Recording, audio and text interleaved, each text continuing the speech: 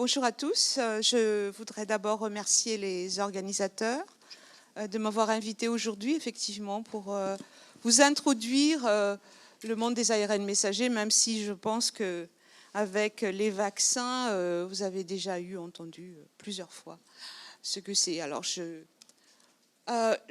intitulé cette présentation « Vaccins et biomédicaments en base d'ARN messager, promesses et challenges », parce qu'il y a beaucoup de challenges quand même. Donc effectivement, le fait que ces vaccins ARN ont été maintenant utilisés en clinique a vraiment ouvert la voie à tout ce qui est technologie basée sur les ARN. Et on peut tout à fait indiquer que les ARN messagers maintenant font partie de l'arsenal thérapeutique de ces petits ARN, majoritairement, qui sont utilisés pour inhiber, pour activer l'expression d'un gène. Et en tout cas, ces ARN messagers, on peut les utiliser en immunothérapie, bien évidemment, en remplacement de protéines, en programmation cellulaire et en édition génique. C'est vraiment l'une des plus grandes applications. Alors moi, je vais vous faire une petite introduction sur les avantages, la structure et la production de ces ARN messagers, parce que je suis navrée pour ceux qui le savent déjà. Et ensuite, je vais parler des systèmes de délivrance, les critères quand on veut faire ces systèmes de délivrance. Et je vais me permettre de montrer comment, dans mon laboratoire, on a développé des formulations liposomales, lipidiques plutôt, parce que ça, c'est un pas très français, je pense, pour les cellules immunes. Et des exemples de stratégies thérapeutiques avec le vaccin anti-cancer, une thérapie de l'acidémie méthylmalose, j'arrive jamais à le dire, MMA, et puis un exemple d'édition génique. Où dois-je aller là? Hop. C'est l'autre. Ah, voilà. OK. Donc, tout d'abord, les avantages de cet ARN messager. Wow. C'est parce que ça a été trop vite.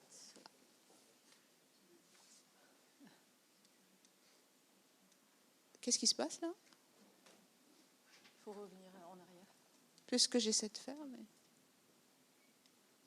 Vous arrivez à revenir en arrière? Je veux revenir en arrière. Voilà. Donc l'avantage de ces ARN messagers, c'est tout d'abord que la machinerie de traduction se fait dans le cytosol. Mais en fait, je ne fais rien, Amandine, et voilà. C'est que la machinerie de traduction se fait dans le cytosol.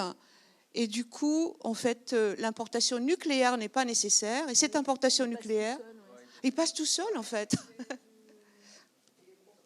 Ouais, les programmés, je parle trop. Donc, la machinerie, on n'a pas besoin d'aller dans le noyau. Or, le passage dans le noyau est extrêmement difficile pour les cellules différenciées. De plus, on n'utilise pas du tout de plasmide. Il n'y a pas de gènes issus de bactéries. Donc, en termes de sécurité, c'est quand même important.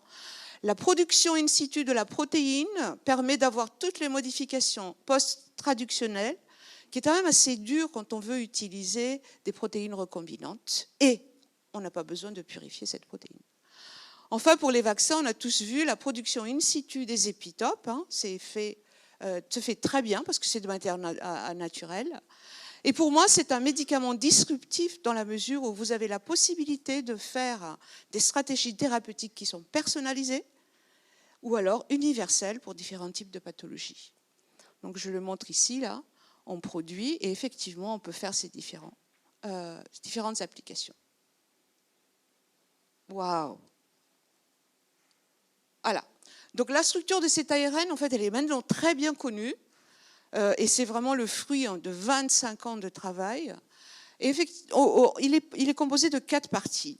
La coiffe, on sait maintenant que si vous voulez avoir une expression sans du tout induction de la réponse immune, il faut utiliser la coiffe 1, CAP1, qui se trouve sur les cellules de mammifères, et on sait très bien comment le produire. Ensuite, vous avez en fait des régions 5' et 3' UTR. Ce sont des régions non traduites. Pendant longtemps, on pensait que ça ne servait pas trop à grand-chose. Mais maintenant, c'est vraiment défini. On sait comment l'utiliser pour amener l'expression de cet ARN messager. Là, c'est un exemple. Donc, ce qu'on fait, c'est qu'on va choisir en fait des régions qui se trouvent dans les ARN messagers de protéines qui sont très bien exprimées. Et c'est ça qu'on va utiliser. Et enfin, la séquence codante, on sait comment l'optimiser pour que ça marche très bien. et la queue poly-A. Et vous voyez ici que cette queue poly-A et ce cap travaillent ensemble en boucle, en fait, ils se mettent en boucle pour initier la traduction. Et ça permet aussi de protéger contre la digestion par les nucléases. Qu'est-ce qui se passe? Qu'est-ce qui se passe? C'est que les briques 1, 2 et 4 peuvent être tout à fait optimisées dans une application. Et après, il est très facile de changer en fait la séquence codante. C'est pour ça qu'on parle de flexibilité. Et c'est pour ça qu'on dit qu'on peut changer très vite les vaccins. Vous avez entendu parler de cette modification d'ARN messager. Pourquoi? Eh bien, là, ce sont les travaux de Katalin Karikó et Drew Weissman qui sont en fait à UPenn, qui a vraiment été un jalon très important dans le champ de recherche. Je ne vais pas aller dans les détails, mais quand vous faites une transfection avec des nanoparticules de lipides ou de n'importe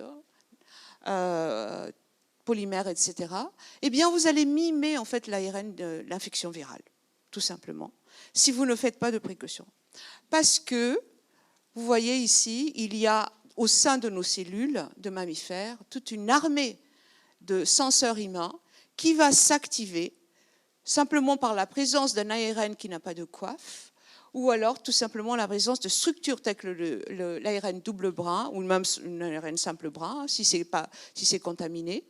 Et là, ça va aboutir à une inflammation, dégradation de l'ARN, parce qu'il y en a des nucléases là-dedans, et puis blocage de la production des protéines dû à l'action sur ce EIF2-4. Katalin Karikó a eu l'idée de récupérer les différents types d'ARN issus de la cellule et de regarder si effectivement on va avoir une induction de TNF-alpha. Et on le voit ici, c'est que l'ARN produit in vitro à l'époque, qui n'avait pas du tout tous les attributs nécessaires, l'ARN de coli, l'ARN de mitochondrie, eh bien tout ça, ça va entraîner en fait une production de TNF-alpha, entre autres, alors que les ARN totales de cellules de mammifères, et en l'occurrence l'ARN messager, vous voyez, c'est même très bas, et c'est pareil pour les ARN-T. Et quand on regarde l'ARN-T, vous voyez que cette ARN-T, elle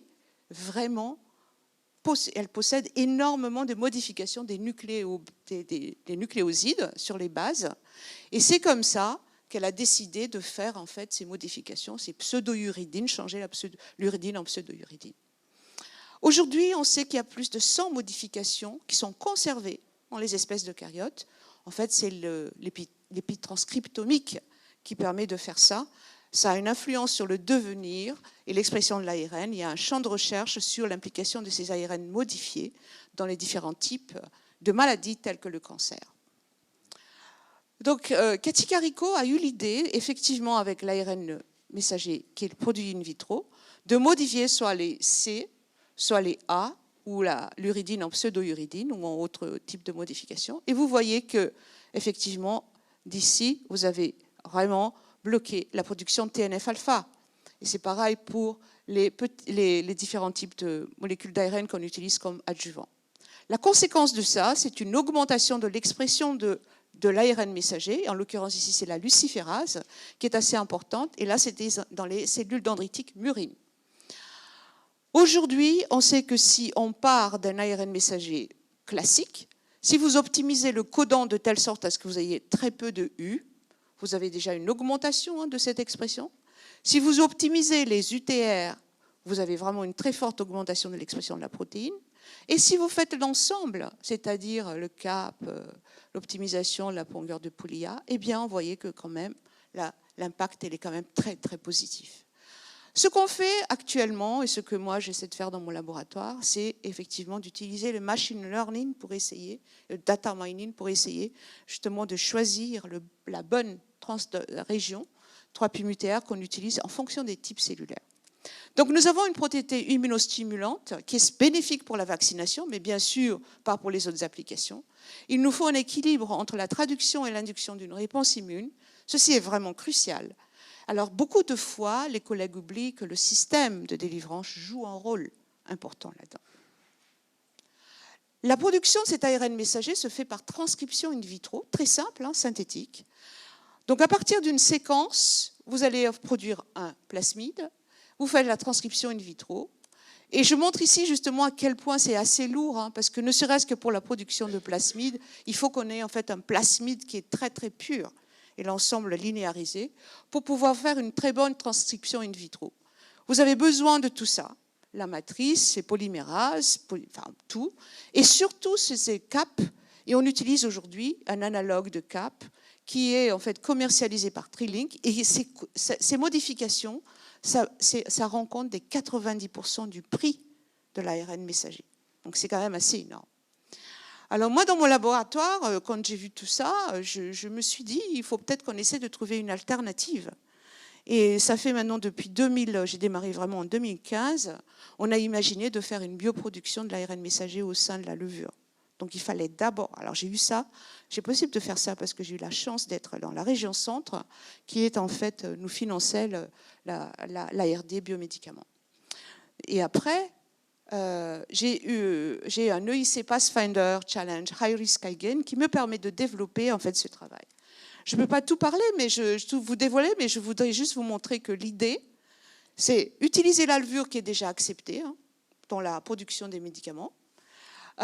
Et en fait, ça donne un avantage parce qu'on peut avoir beaucoup d'outils ingénierie, très facile.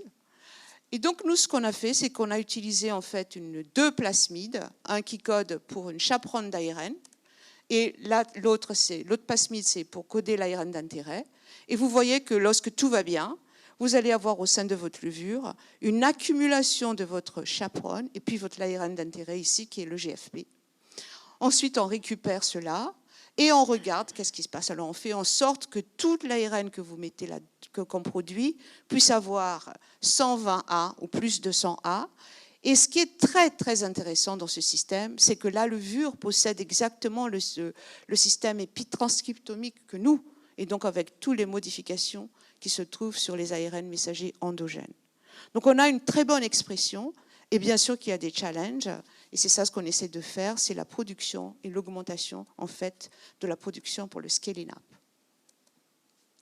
Le système de délivrance est très important parce que l'un des problèmes des écueils de l'ARN messager, c'est sa stabilité, sa fragilité. On a différents types de possibilités, je ne vais pas revenir à ce que Christian a fait tout à l'heure. Nous, au sein de mon labo, on a proposé le hybride lipide-polymère, dans lequel on va prendre l'ARN messager, on le complexe avec le polymère, et après on encapsule avec la liposome, qu'auparavant, en fait, on a mis un targeting ligand ici. On appelle ça un lipopolyplex. Donc le rôle de ces vecteurs, c'est pour protéger contre les nucléases, mais aussi pour stabiliser dans les fluides biologiques, excusez-moi, et améliorer l'internalisation par les cellules et l'échappement. Donc je donne un exemple, tous nos vecteurs possèdent en fait un résidu imidazole ou résidu histidine, un groupement imidazole, pardon, ou résidu histidine. Le but, c'est quoi? C'est un travail qu'on effectue avec Paul-Alain Jaffre, qui est à l'université de Brest. Et qu'est-ce qu'on fait? Eh bien, en fait, ces vecteurs-là, ils se comportent comme une base faible. Et lorsqu'ils se trouvent dans un endosome à pH 6, pH de l'endosome précoce, eh bien vous allez avoir ce qu'on appelle un pompe à protons, avec une accumulation d'eau et d'ions, tout simplement une déstabilisation en fait, de l'endosome et libération de nos nanoparticules. Quand vous utilisez des complexes comme ça, tous ces complexes-là, ici c'est un gel d'électrophorèse, l'ARN elle est là c'est le LPR, hein. Vous pouvez en fait mettre de la RNase pendant toute la nuit, et bien vous voyez en fait il y a une protection. Et c'est ça qui démontre vraiment l'intérêt d'utiliser ces vecteurs. Okay. Alors moi je vais maintenant vous montrer un peu ce qu'on a fait nous au sein du labo. Alors j'ai démarré en 2018, juste avant la Covid. J'ai commencé à avoir l'idée de faire une formulation lipidique pour les cellules immunes, tout simplement parce que ce sont des cellules qui sont très fragiles. Et l'idée, c'est, est-ce qu'on peut utiliser en fait, les briques que nous avons dans le laboratoire, qui ont l'air d'être vraiment peu toxiques, pour modifier ces cellules-là, et en l'occurrence avec l'ARN messager. Donc on a deux formulations avec les mêmes composés. Un, c'est pour faire des liposomes dans lesquels on va mettre l'ARN.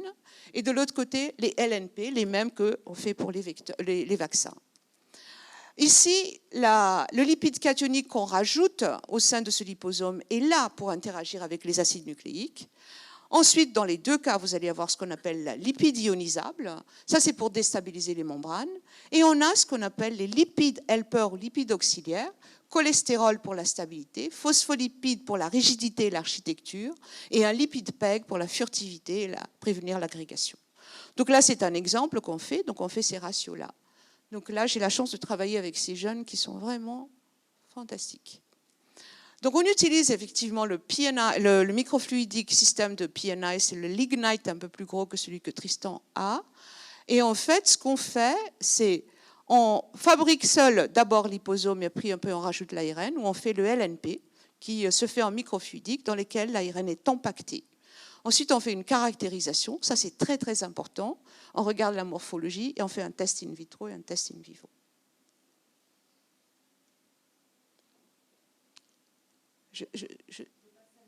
Ouais, parce que j'y arrive pas. Merci beaucoup. Donc en fait, là, vous voyez, on voit ici que l'assemblage liposome-lipoplex, on voit vraiment la même chose que j'ai montré tout à l'heure. La taille est quand même petite, hein, avec le polydispersité qui est très faible. Et ici, on est très peu cationique. Donc ça, c'est très important en termes de toxicité. Et vous voyez la stabilité de l'ARN plus le liposome, hein, jusqu'à 8 semaines. Mais là, les jeunes, on est encore au-delà de ça aujourd'hui.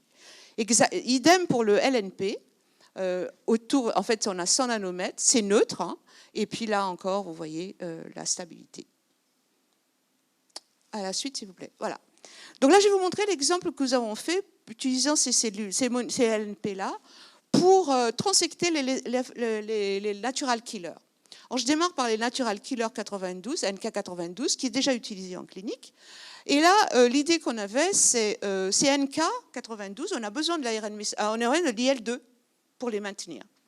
Donc, on s'est dit, est-il possible tout simplement de produire l'interleukine 2 par l'ARN messager et de voir si ça permet de remplacer l'IL2 recombinante. Mais auparavant, il fallait déjà trouver la bonne formulation. On a testé différents types de réactifs qui sont vendus, commerciaux. Eh bien, vous voyez ici que ça ne marche vraiment pas et la mortalité est assez élevée. Le nôtre, ça c'est le liposome, l'hypoplex, ici c'est le LNP. Vous voyez que quand même on a 80% de transfection et puis on a quand même une très bonne expression de la GFP. Le liposome donne plus par rapport à le LNP. Et la mortalité est quand même très faible. Et ça, c'est une incubation overnight.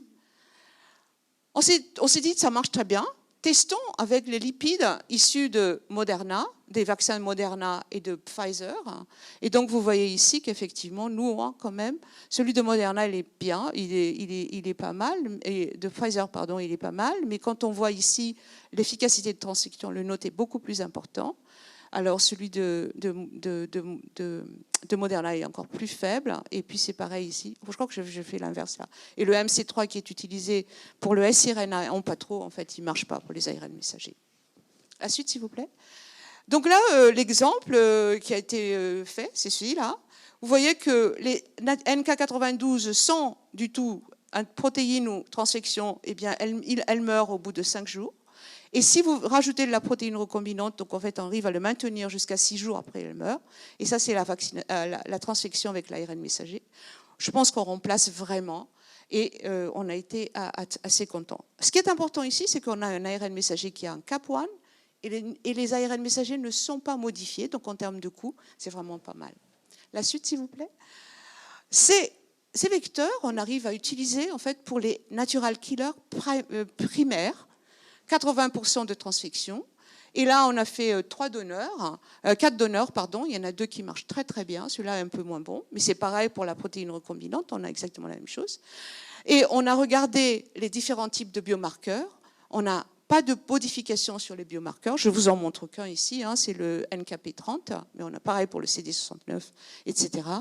Et ce qui était important, c'est de démontrer qu'on arrive en fait à conserver l'activité cytotoxique. Ça, c'est contre le K562, c'est le lymphome. Et vous voyez qu'effectivement, on a une augmentation de la mortalité. C'est montré ici par la caspase. Lorsque, aussi bien avec les protéines recombinantes qu'avec les cellules transectées, avec les différents ratios cible-effecteur. Ensuite, on a modifié un peu et on a regardé si on était capable de transecter la lymphocyte B primaire Et vous voyez que c'est là, en fait, c'est ça ce que je voulais. Est-ce que lorsque je change de lignée à partir de cellules, est-ce que je vais avoir la même efficacité de transfection, lymphome, myélome ou lymphocyte primaire? Eh bien, en fait, vous voyez ici, hein, nos formulations marchent très bien sous forme LNP pour transfecter les lymphocytes B primaires. Là, c'est une dose-réponse, pas du tout de mortalité. Et ici, lorsque j'utilise des myélomes, différents types de cellules myélomes, eh bien, en fait, c'est l'inverse.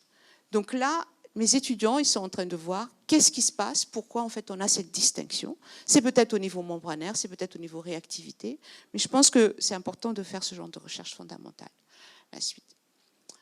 Alors, l'un des challenges, en fait, de tout ce domaine, c'est de faire le targeting spécifique. Vous avez 3 possibilités.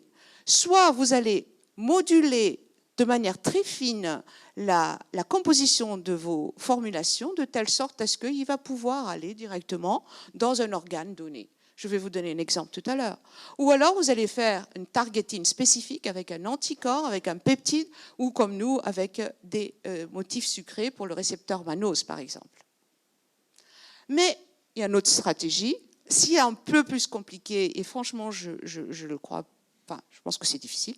Là, l'idée, c'est on va exploiter la protéine corona, c'est-à-dire l'absorption de toutes les protéines, de telle sorte qu'on puisse en fait l'emmener à un endroit donné. Franchement, David Seagart, qui a énormément d'argent pour développer ça, moi je trouve que c'est quand même... Là, on a 5 composants, 6 composants, c'est déjà pas facile avec 4 composants, alors je ne sais pas. Je ne suis pas très convaincue. Donc là, je vous montre un exemple sur la vaccination anti-cancer qui a été fait par BioNTech. Ils ne sont pas allés très loin. Hein. Ils ont juste utilisé 2 lipides déjà acceptés. Le DOTAP, le dopé, ça c'est fusiogène, ça c'est cationique. Ils ont fait mais vraiment des régulations très fines de rapport entre les deux pour avoir en fait des tailles spécifiques, une partie qu'on n'arrive pas à maîtriser, et pareil le terme de charge positive, charge négative. Et après il les a injectés dans les souris et ils ont montré qu'effectivement lorsqu'ils arrivent à un ratio 1,72 de cette composition-là, eh bien, ils arrivent à avoir un targeting dans la rate de manière très spécifique. Ils l'ont utilisé pour vacciner contre le mélanome. Je n'ai pas le temps de vous montrer, mais c'est vraiment incroyable. On n'a pas du tout... C'est un ARN qui n'est pas modifié, d'accord, qui a un ARCA, qui a un cap 0, et en fait, on a une ORA qui est supérieure à 35%. Ils sont en phase 2.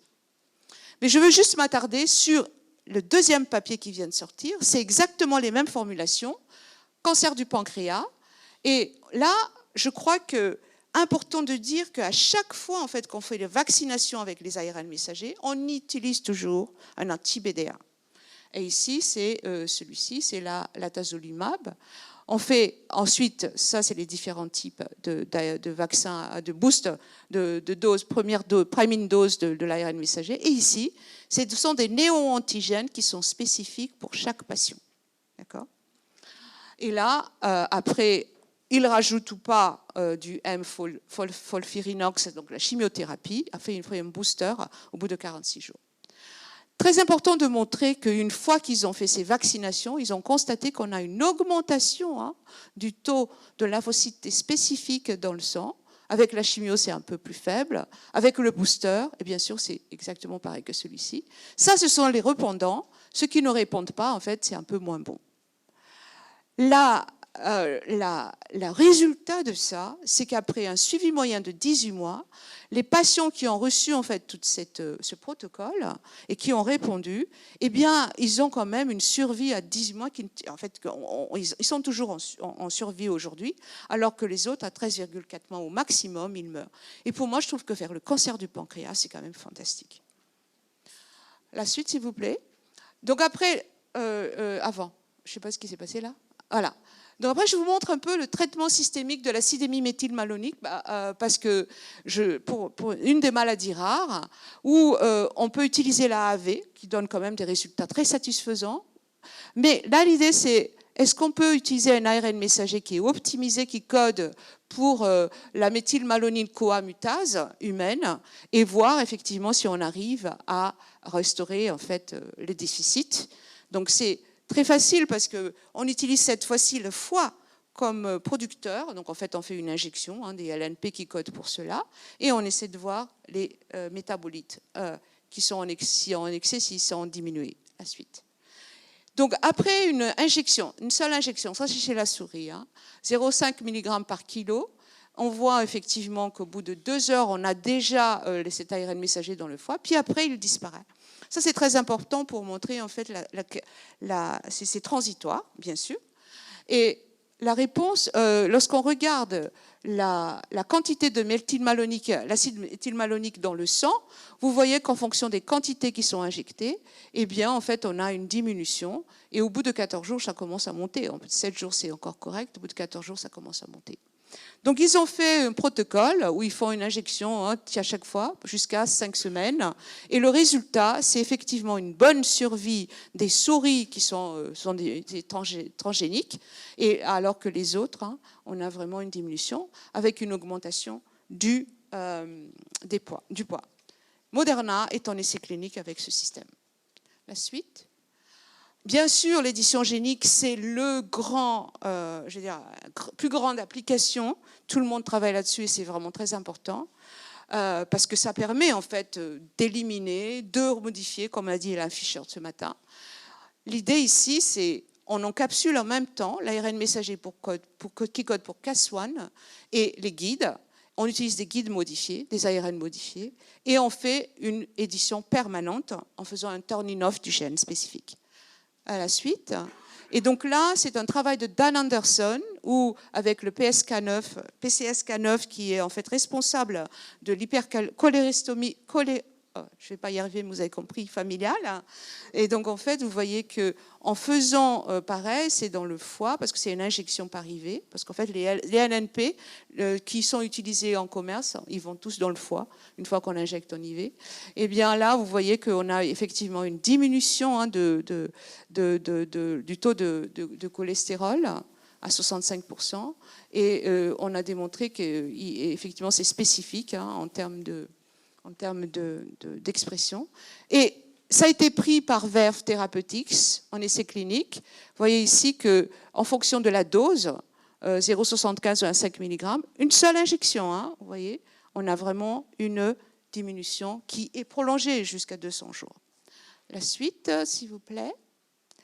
Donc juste pour conclure, je pense qu'on a quand même des vraies opportunités grâce à cette technologie. Le premier, c'est la polyvalence des applications et la possibilité de combiner plusieurs ARN messagers. J'en ai pas parlé. Étant donné que c'est LNP, en fait, on peut mettre beaucoup d'ARN là-dedans. Bien sûr, le fine-tuning est très, très important. Ensuite, deuxième point important, c'est quand même, c'est cher. Alain Fischer m'a dit tout à l'heure que Pfizer a eu 40 milliards grâce à tous ces vaccins. Donc, clairement, je pense qu'il va falloir simplifier ce coût. Il va falloir faire quelque chose et c'est pour ça que moi, j'essaie de faire au sein de l'Europe avec ce EIC Pathfinder. L'amélioration de la durée d'expression aujourd'hui est possible parce qu'on a ce qu'on appelle des ARN messagers auto-amplifiants, où on va coder en même temps une réplicase qui amplifie en fait l'ARN messager d'intérêt. Le challenge, c'est l'avoir sous forme modifiée. Et avec la bioproduction dans la levure que je développe, eh bien, en fait, la levure les modifie. Et on espère que ça va marcher. Les ARN circulaires, originales, intelligents, c'est des petits ARN qui sont circulaires. Effectivement, ça stabilise, mais la production est quand même très chère et on en est encore loin. Enfin, les systèmes d'administration. Je crois qu'aujourd'hui, tout le monde fait de la chimie combinatoire et une approche quality by design, c'est ce que je fais aussi au labo, pour prédire la conception, la formulation optimale. Et enfin, je crois que les stratégies de ciblage, on dit que c'est assez facile, on rajoute un ligand, on espère y aller, ça fait au moins 50 ans qu'on essaie de faire, on n'y arrive pas. Et nous, on vient de voir au sein de nos laboratoires que lorsque vous rajoutez, en tout cas pour l'ARN messager, un ligand, et vous vous dites « Ah, ça va marcher », en fait, on est très déçus parce que le fait de rajouter un ligand change totalement le routage intracellulaire. Et ce routage intracellulaire, dans le cas de l'ARN, au lieu d'aller dans un compartiment dans lequel il sera apte à être lu par les ribosomes, en fait, il ne sera pas là accessible du tout à toute la signalisation nécessaire comme mTOR pour l'expression des protéines. Donc ça, nous, il faut vraiment qu'on mette ça en tête. Et puis, effectivement, ça entraîne une réduction de la traduction. Alors pour moi, il faut absolument qu'on ait des modèles pour accélérer la translation clinique, prédire l'activité et le tropisme de différentes formulations. On ne peut pas faire ça de manière isolée, il faut faire ça de manière, en fait, je veux dire, harmonisée, tout au moins au sein de l'Europe. Et le 2, c'est établir des normes, y compris des normes de qualité, parce qu'aujourd'hui, l'ARN messager étant tellement neuf, il n'y en a pas. On est en train de les mettre en place, en fait. Donc, pour garantir la sécurité et l'efficacité de ces thérapies, et puis avoir la confiance des patients. Et le dernier, c'est définir des recommandations claires pour aider les développeurs dans leur stratégie, parce que nous, aujourd'hui, c'est un peu difficile. Et en fait, quand on dépose, mais c'est pas facile parce qu'on oh mais non il y a ça, vous n'avez pas fait ça, vous avez fait ceci. Donc je crois que si, et moi je suis complètement d'accord avec Alain Fischer, si nous ne faisons pas, grâce à cette stratégie d'accélération en Europe, vraiment mettre en place un système de telle sorte à ce qu'il y ait une harmonisation entre les académiques d'abord, pour quand même un peu, je suis désolée, mais je sais pas, pour les entreprises privées, on en a besoin, mais pour travailler avec eux, c'est ça, je pense qu'il veut dire. Travailler ensemble pour le bien des malades, et comme ça, on pourra faire quelque chose d'intéressant. Aujourd'hui, il y a énormément d'essais avec ces ARN messagers. Vous voyez, le pipeline a énormément augmenté ces 2 dernières années. Là, c'est l'ensemble. Et je crois qu'on aura des résultats qui seront fantastiques, combinés avec la thérapie basée sur les virus. En tout cas, moi, j'y crois beaucoup. Alors, je vais me laisser mon équipe. J'ai une équipe avec des jeunes qui travaillent énormément et je pense que de temps en temps, ils ne m'aiment pas beaucoup, mais c'est un peu le lot, je pense. Mais franchement, je les admire énormément. Je remercie les supports financiers. J'espère vraiment que la stratégie d'accélération va aboutir en France. Et je remercie tous mes collègues avec qui j'ai travaillé, avec les ARN messagers, et tous mes collègues au niveau Europe pour la production, qui me font confiance pour la bioproduction dans l'Alfure.